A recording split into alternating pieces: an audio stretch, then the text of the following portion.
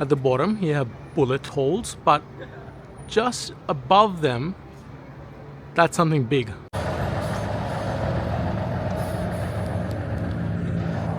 Good evening, guys, from Warsaw in Poland. So right now, I'm at this place, and you might be wondering, what was that building to start off with? Some people think it shouldn't be here, others have a different opinion. But what we'll do is, I'm going to give you guys a tour of Warsaw City, the Old Town, and a few other locations, and some of them are quite impressive. But we're going to end up just on the other side of this massive building that looks like a Empire State in US.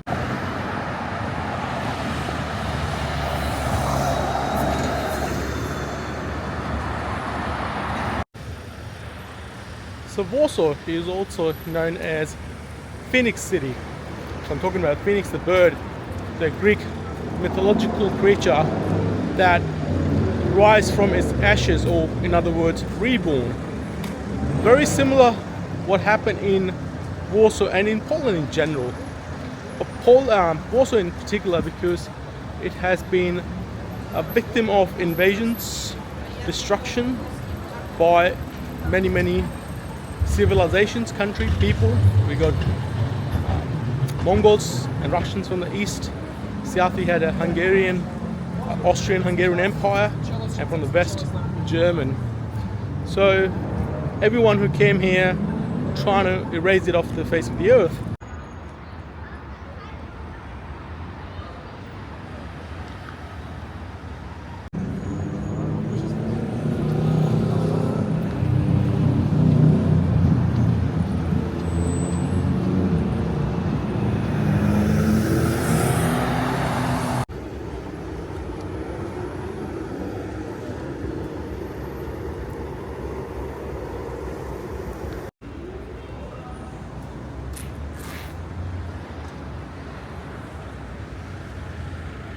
Oh, hang on a second.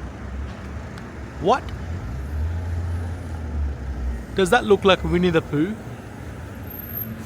Well, in fact, it is Winnie the Pooh. And it's actually an official street name. Now, can you imagine a country's street is named Winnie the Pooh? Especially in the Soviet Empire or the rule, because Soviet streets, we all know, they are usually named after prestigious people, military heads, or like someone really up high, not a teddy bear. But there was a competition set to name this street, and the children were mostly the participants. And Winnie the Pooh was quite popular back in the days, and children only knew Winnie the Pooh because they're watching cartoons. So most of the votes came out that the name which was nominated was Winnie the Pooh. So the government, the news leaked, so the government had no choice but to say, all right, we're not going to break kids' hearts, or we're not going to start another revolution, so let's just name the street Winnie the Pooh. But with a caveat. And the caveat is that no one can actually have an address of this street. So yes, it does exist, but the addresses of these buildings are nominated for this street on the other side, and same thing goes for the other side. So that building over there, none of them will have an address Winnie the Pooh, because they will go to the street that's behind them. So you make the people happy, but you also try everything for the people to not, I don't know, like not cheer up. What else? Like, who cares? But it would have been funny. So yes, the street name is Winnie the Pooh, but it's a dead end, and it's there is no address that would come up as something Winnie the Pooh, Warsaw, Poland. Not gonna happen. Now let's move on to a bit more serious part of Warsaw's history.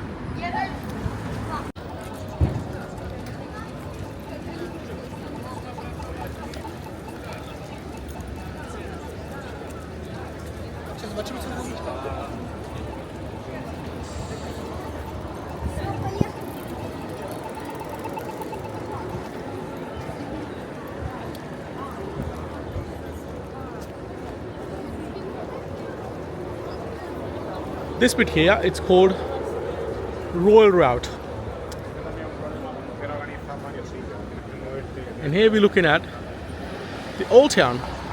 Now the old town doesn't look old, and it's actually not old because it's all been renovated, or if not built from the scratch. But they tried everything to look as authentic, as historical as possible. So the history of Old Town goes all the way back, but what you're looking at right now, it's quite new.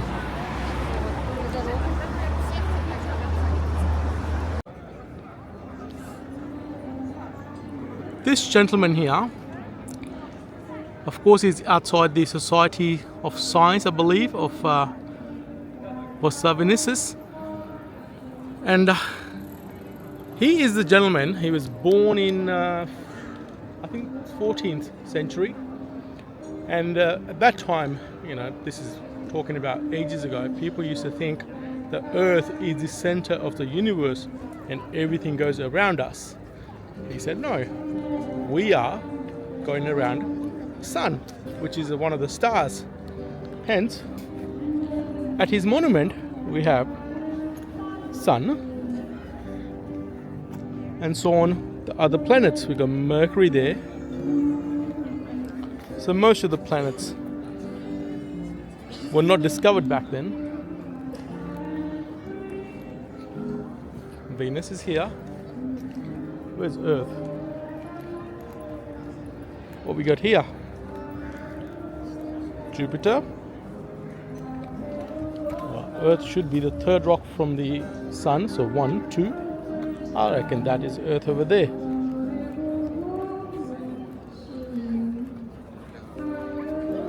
Bang on. Earth.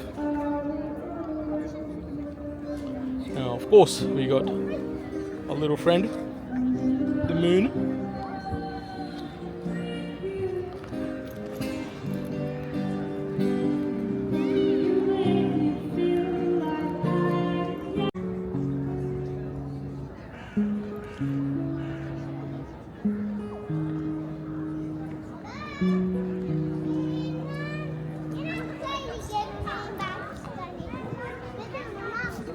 So we're gonna see a couple of these squares, or the cubes, throughout the city.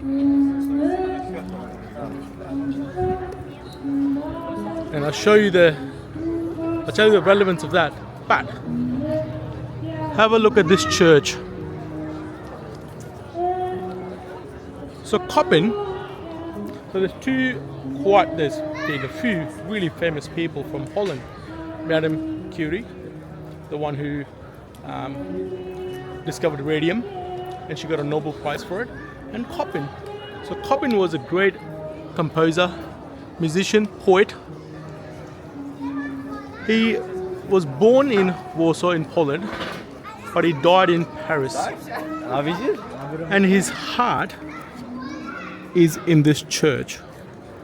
And when I say his heart is in that church, I mean literally. So what have happened to the rest of his body? Okay, so when Coppin was little, he was a child, before he could even speak, he could actually compose, like on a piano, on an instrument. And his parents knew that they got a gifted child, he's got some talent. But we are talking about back in the days when Poland is going through wars. It's a bad time. And all these artists, so his parents couldn't find anyone, a good teacher here, because everyone's moved out. So they decided to move to Paris, which was back in the day, and still is a capital for art. You know, it's pretty, all the famous people go there. So they moved to Paris. But when he died in Paris, he died at the age of 40. He lived 20 years of his life in Poland and 20 in Paris. But when he was dying, he said to his sister, please take my heart to Poland. So while they buried his body in Paris, his sister smuggled his heart back to Poland, and she hid it in that church. That church right there, and it wasn't made public. because she didn't want any revolution or any more resistance, because it could make people start a new, I don't know, little battle, and she didn't want people to suffer again. You know, she just wanted it to be keeping quiet, and that's her brother's last wish. But eventually it came out that his heart's here. And you might be thinking, how did he survive for so long? She was clever. So she put his heart in a cognac, like alcohol, like super, super strong alcohol. And she brought it here, spoke to the church guy, and then they said, okay, we're going to store it here. But after so many years, about 40 years, they found out, all the scientists and all these experts said, oh, let's check out his heart. So when they did a check on it, they said, you know what, the cognac's doing a really good job. It actually preserved the heart in a really good state. So instead of using any modern day liquid like we have, like now we got cryo, like, you know, those fuels you can save your body. It's expensive. The cryo, I don't know, something like that. But they said, nah, we're gonna keep the cognac. So his heart is still in the same cognac. It didn't evaporate because the jar she picked was perfectly sealed, so no evaporation at all. Next checkup is in 40 years. Let's see what happened then.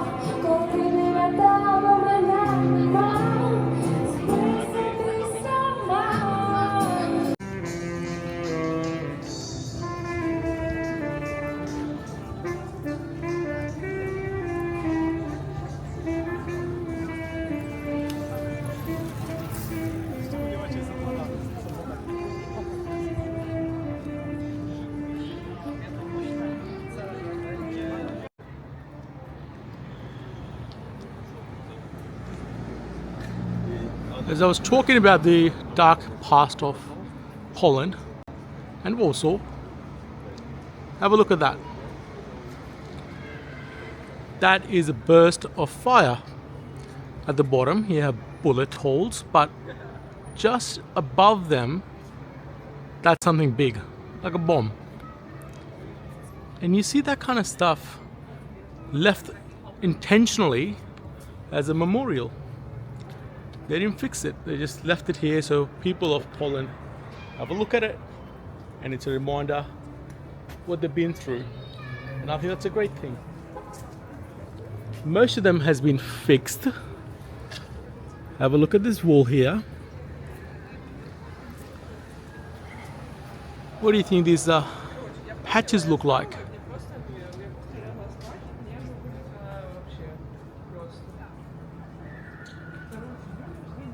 They are uneven. There is no symmetry.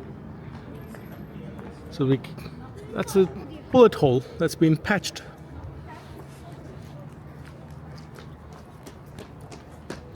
And it's everywhere. It looks like this building has seen some good amount of fire.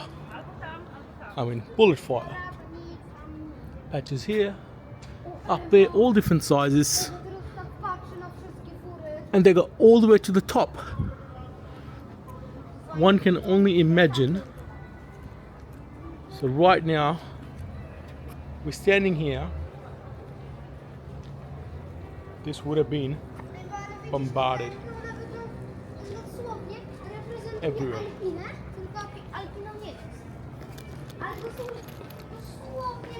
Same goes here. These are all bullet holes. So Warsaw, when they develop or when they do something here, or when they did renovate or brought the buildings up, they said to the builders to preserve them. as much as they can, because it's their history. It's nothing happy, or it's not. It's something to be preserved as a reminder, as a memorial of what Poland has been through. So even sometimes they put a little glass on it. I haven't seen one, but I've heard they do have a glass over some of the surfaces.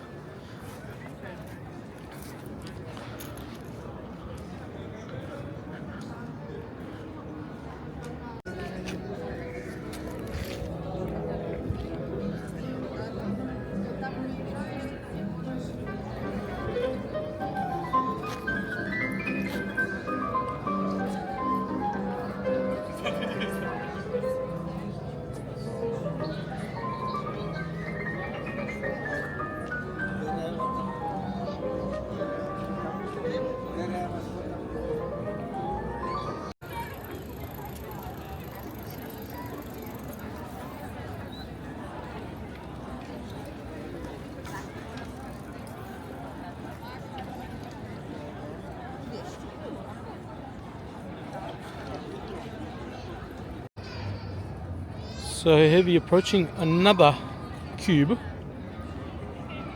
but have a look at the photo.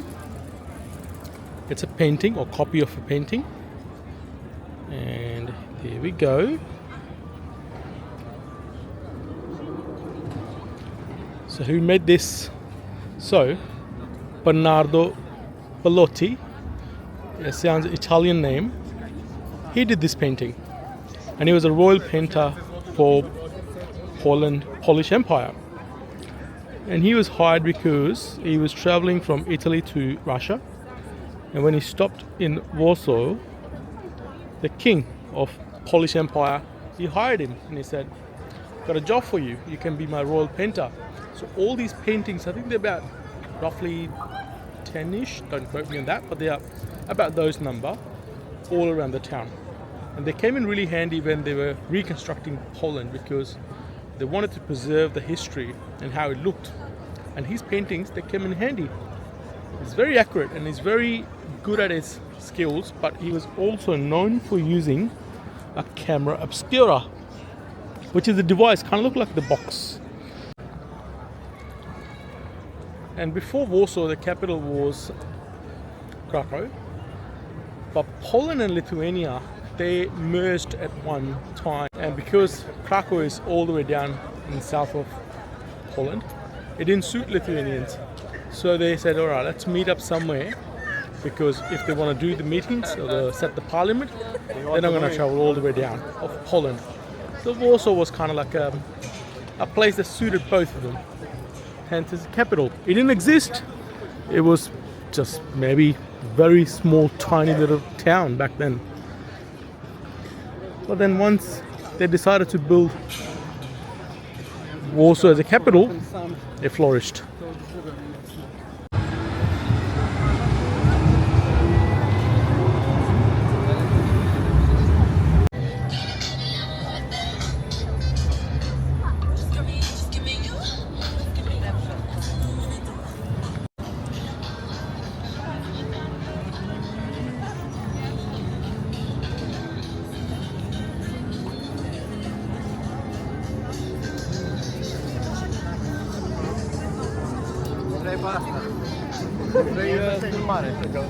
It's getting dark, so I don't think I'll be heading back to the first building I show you. But before I leave, and this is almost the end of the video, that building was a gift from Stalin, Russia. That's why I look a lot like Russian architect. But it also has a touch of US because of the Empire State Building. You know, if you see in the movie King Kong, he's climbing up on the Empire State Building. So that one does look a little bit like it.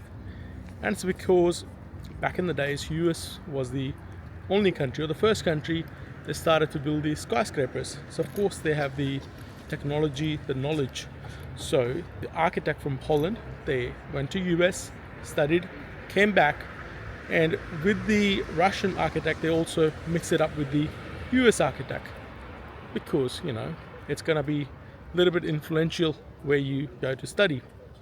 So that building is now It's got theatre, it's got cafes, it's a university. There's a lot packed in that building. I didn't go inside it, but from the outside it looks impressive. Now, what I said in the beginning of the video why people don't want it. So the older generation, they don't want it because it reminds them of the dark old days, which I can understand. But the new generation, they said, well, the building has never done any harm. It's part of the history, doesn't bother them. So they're keeping it.